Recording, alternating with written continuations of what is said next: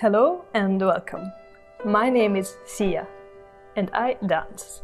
I also believe that everybody dances, just some of us do it more often than others. Wherever you are on your dance journey, I'm glad you're here. Let's step in.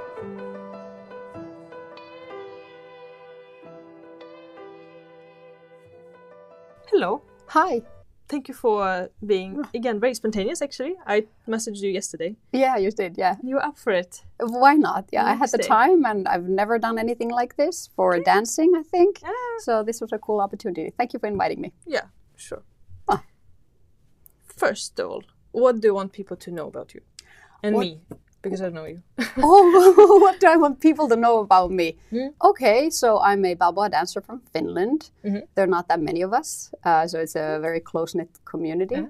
I started dancing Balboa already 23 or so years ago. Ooh. And my Balboa story is maybe a little bit unique. I'm from very north of Finland. And there was one friend of mine who was very excited about Balboa. And she was already traveling for Balboa in different events. And I thought that was bonkers, that somebody would travel around the world to just dance. And then she needed a dance partner. And she needed a dance partner for one event, for like one Balboa beginner-friendly dance event for one day. So on one Friday, we watched a bunch of videos, VHS tapes, from all Balboa. And she danced with me and she taught me how to dance Bal. And then on the next day, I taught the beginner classes. So that's my introduction to Balboa. I love it. Yeah. So cool. Yeah, and she's a very good friend of mine, and she's Yeah. back to dancing, so I get to see her nowadays at dance events. So Beautiful. shout out to Kirsi. Yeah. Yeah. Thank you, Kirsi, that you also. So it's very brave, I guess, to even have that thought. Let's try that. Yeah, but then I think, so we were studying and we had like a dance group at the university and the whole kind of atmosphere in the dance group was that like you dance a little bit and then you can. So the whole thing, however they set it up, we had this impression that if we just like, take one class or two classes or so, then you actually can dance that dance and then you can just go and dance it. So somehow they were able to give us this confidence, this very unfinished self-confidence of being able to dance. Actually. And that really worked out. And that's something I've been trying to do also in my teaching. I'm not as good at this as they were, but that's something I'm trying to instill in my teaching and help my students to be better at dancing via self-confidence. Yeah. Very nice. I was thinking actually during this festival, because I normally don't dare go into the Balboa floor. Ooh. Because I'm not good enough, blah, blah, blah, you know what I mean? Well, because I've heard it, I'm sure you've heard it before from other people. But this time I thought, to be able to get better, I need to dance. So I'll just do it. So I was in the Balboa room for a bit until maybe I felt too tired because I'm still stressed when I'm dancing Balboa because I'm not relaxed. Or when I feel like, okay, now everybody's so much better. And then I leave to Lindy Hop and then I feel comfortable and then I can come back in a while. So you go to the Lindy room to get back to your comfort zone. Yeah. And then you come back to Balboa to get uncomfortable again. Exactly. And then but it works. It worked really well. Yeah, it works. So it was like small portions of Balboa. Yeah. And then I thought that it is a little bit tricky with Balboa because maybe it's only here in Stockholm because I didn't dance outside of Sweden. Yeah. Balboa. But there is a bit of a perception that you need to know it. Like it's not only one class and then you can. Yeah, but I think that's the wrong impression though. Exactly. I'm glad because the bring it up. basics of Balboa are quite simple. Of course, like the finer details are very complex and we keep working on them. Like today I worked on my basics. I worked today at a private class on my own connection with my dance partner. And I worked on out and ins. I worked on a come around. So these are things that we keep working on. Like a Lindy Hopper would work on a swing out for the rest of their lives, similarly. But so it is that the basic step of Balboa, the close hold, pure Balboa, quick, slow, it is super simple. Yeah. It is very simple to learn, and it's very simple to perform on the dance floor and to dance with multiple people with good connection, and it just works. Yeah. So that part is easy. So I think the first step to get into dancing, it's important that it's easy, and it's important that you feel like you learned it. Yeah. It is within the proximal zone of your learning. Yeah. And but then after that it gets a little trickier. But then it's on the local teachers then to like smoothen out that path, so that you still constantly feel that you are empowered to dance. So maybe that. But I don't know if it's maybe, is it like a Nordic thing? Maybe that we are so afraid of dancing with less skill. I don't know. Yeah. Maybe it's something that we have to. It's in us. Yeah. I don't know. Maybe the reason why I still try is because I'm not from Nordics. There you go. Very good. Could be. Yeah. Oh, very good. Yeah. Well, why not? Yeah. Which is nice. I'm using that fact because, again, maybe if I was Scandinavian and like a typical Scandinavian, then maybe I wouldn't even enter the room. Yeah, possible. Yeah, but Which we try to keep it inviting, and I think the event does a good job with having the rooms back to back here at the Snowball, so that you constantly you can see the Balboa happening, as we can the Balboa people can see the Lindy Hop happening. So it's right there, and you can just go in, and you're free to dance any dance you dance. Of course, the floor is quite packed, so it's really hard to swing out there, but small swing outs also okay. But I think they're doing a great job here, and also then the taster classes that you can just be any dancer, and then you can go and take like Balboa fancy moves with so and so. So I think that also like brings the community better together rather than separating them. Maybe something there. Yeah, less segregation and more inclusion. Yeah, always good. Nice. Cool. Now we feel like we talked for a while now. Now I know you a bit more already. Yeah. We're moving to the first question. Yeah. Why do you dance?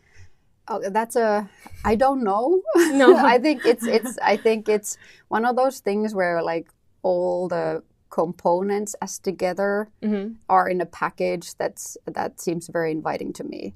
Yeah. So there's something so I love music, and I love especially jazz music. I grew up playing music, and I really fell in love with jazz when I was a teenager.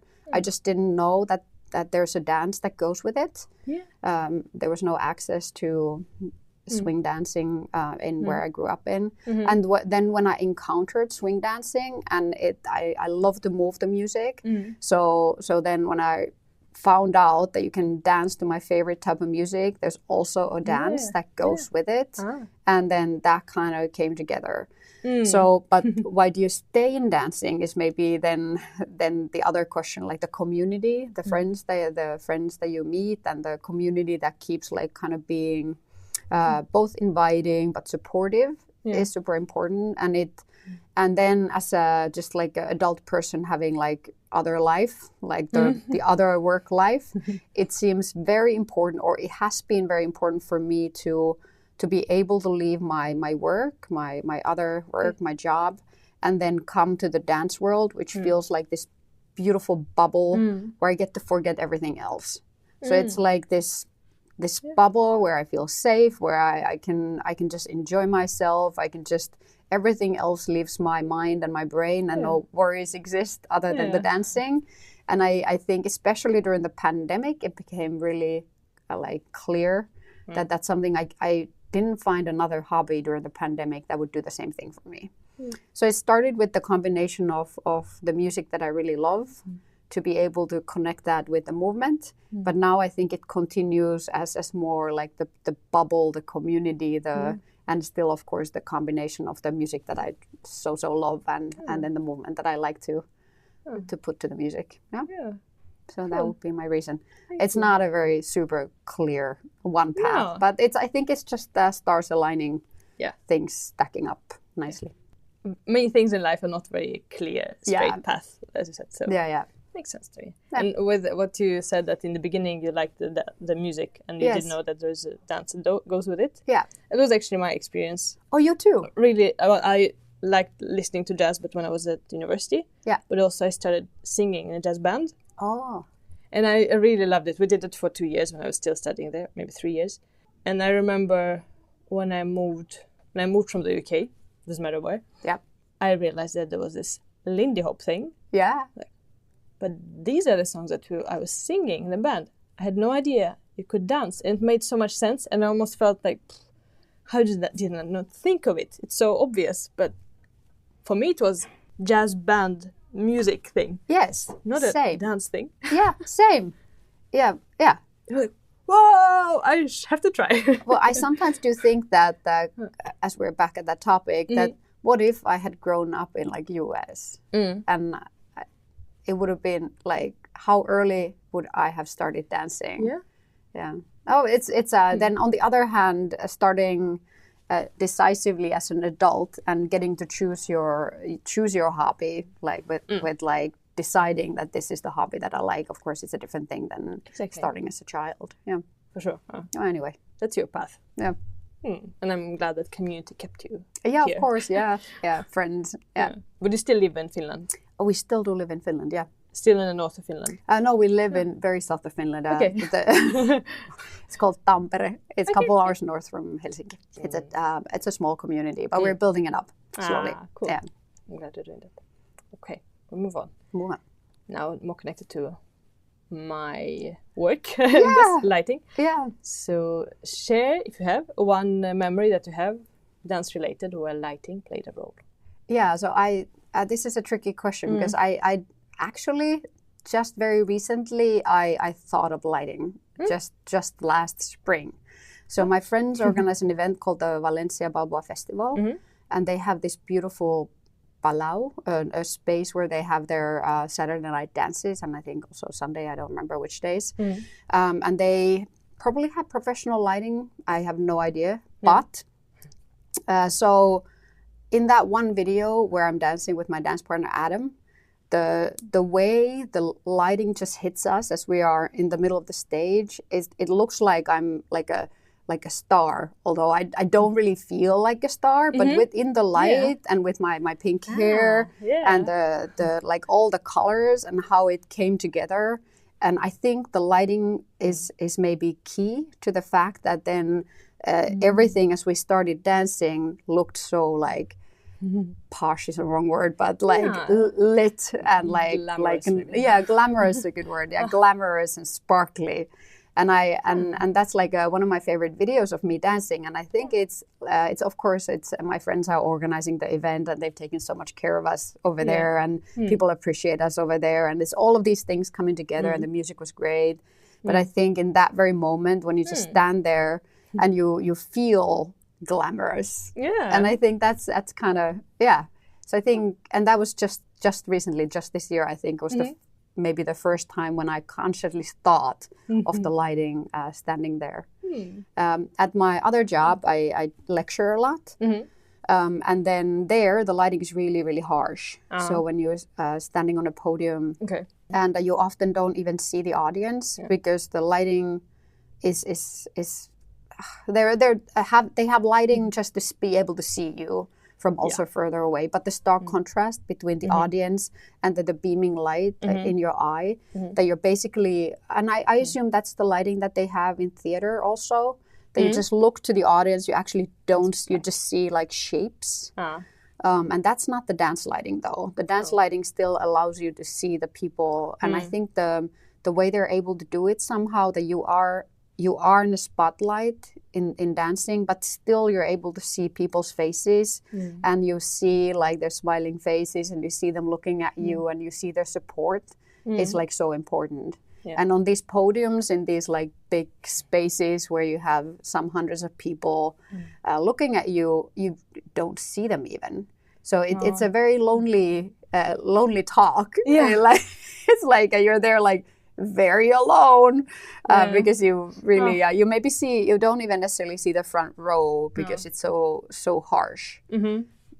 Is there like, could they do it maybe better? Maybe this is a random question for you. Of course they could, but I think in that case they just thinking of the audience experience. They should be able to see you. And but then you just speak. But then the experienced lecturer or speaker would also like to be able to communicate and a little bit. I think that might be changing in the newer venues, probably, because then there's a bit more focus on that. People are talking about what is public speaking and how it is not only you talking at people, but also people reacting, and that's more of a talk with everybody included. Yeah, so and then you can better engage. Like you can feel, if you have to shift. The same way as when you teach a dance class and you see that you have to shift topics, like this is maybe not of interest, or this is too much for them, and you see it in the faces. The same way you'd like to maybe see it also as a public speaker. Yeah, like was it a funny joke? That's for me when there is a meeting on Teams and there are no cameras. Yeah, that's very awkward sometimes when I say something. I would expect hearing a reaction if it was in a room, and there was no reaction.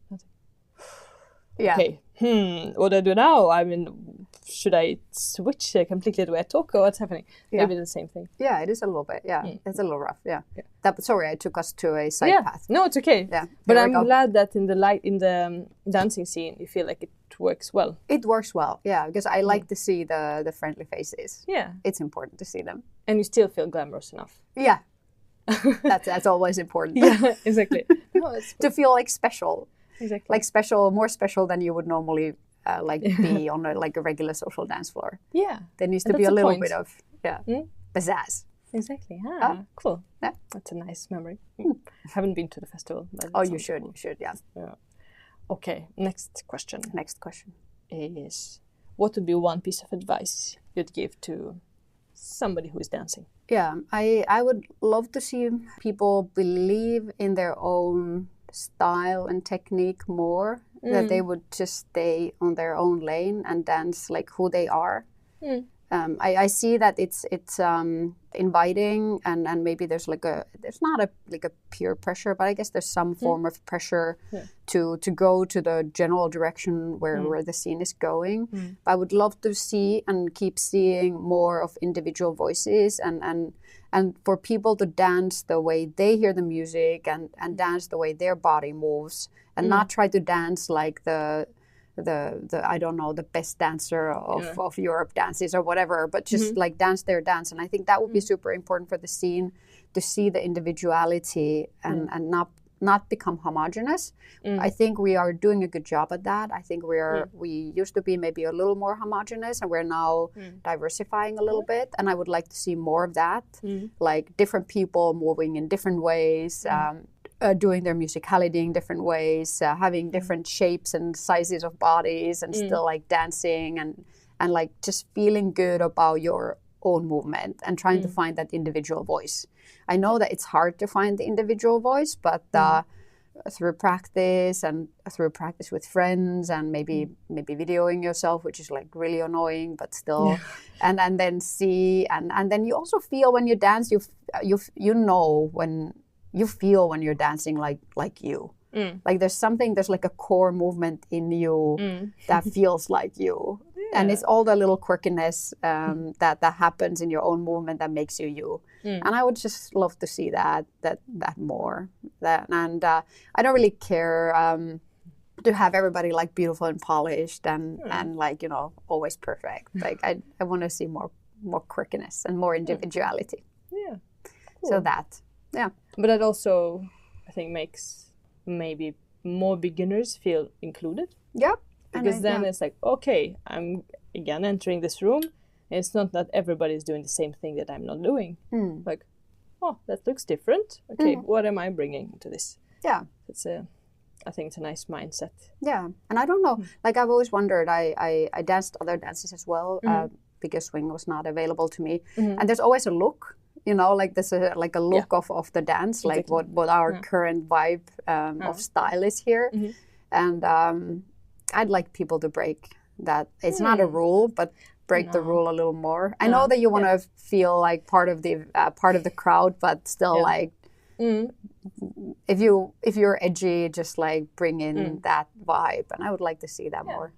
I think also, maybe some people feel like this picture, and then it's amazing also. But if somebody is not, it's important that they don't try to change who they are. Yeah, and I think that when we have that more of those individual looks even on the dance floor. Maybe that also then would be more like inviting to a person who just walks in. Exactly. Yeah. So maybe there's something there. I don't know if that would work, but because then we have like super successful stories like West Coast Swing, where they have a style and a look that at least in the best dancers have like for the longest time the black long slack and the little top. Okay. Look, there's like me. There's I don't know if this is true. Okay, somebody else might have better knowledge of this, but that also works. Like their scene is very successful, so it's probably it might not have anything to do with the look in like or diverse looks. But I would like to see differences. Yeah. Next question. Yes, is the question from previous. Oh yeah. Guest. I just wrote it down. Very good. Very specific question. Oh no. Okay. Describe the craziest move you've seen on the dance floor. The craziest move I have ever seen on the dance floor. Yeah.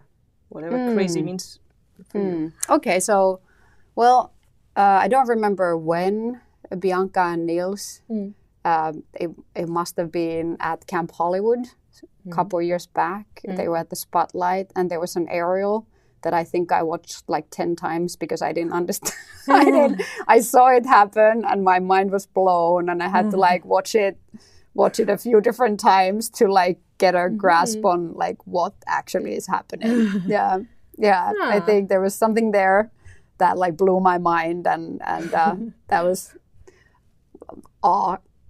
inspiring. I would never do anything like that, but that was like something that I was like, wow. Yeah, so maybe that's the memory. Oh, unfortunately, I don't remember which year it was, but you'll find it out. I can try to find it and see if it's possible. Maybe people know exactly what it is. People might know. I've been there. Yeah, I haven't seen it. But Cool. Now it's your turn. You ask the question to the next guest. Oh yeah, I was wondering if the next guest would answer this question for me. What is their next goal in their dancing? Do they have like a specific goal that they're working towards? What is the next thing that they're excited about and they would like to work on? And I assume the people that you're talking to are pretty advanced dancers, so it's always a combination. Okay, very good. Okay, then yeah. So it's always interesting to hear like the thing that people are working on, because it sometimes jolts something also for you to find an inspiration for your own dancing. Any dancer would have something that they can be working on. Yeah, probably you have. Yeah, probably it's something like vaguely or like very specifically. It could even be like, I want to dance less, only when I want to. Whatever. Yeah, it could be. It could be, or like a friend of mine is working on feeling more herself, like feeling more like herself when she dances. Yeah, so like it could be something very more vague than like the particular step. Yeah, I like the question. Thank you so much. Thank you. Thank you for inviting me. Yeah, thank you for being awake for this half an hour extra. Oh yeah, of course. Thanks for listening in. Now, ask yourself, just for a moment, why do you dance? And why are you not dancing right now? If you enjoyed today's episode, please subscribe, leave a review, and share it with fellow dancers. Okay, now the phrase you've been all waiting for. See ya dancing.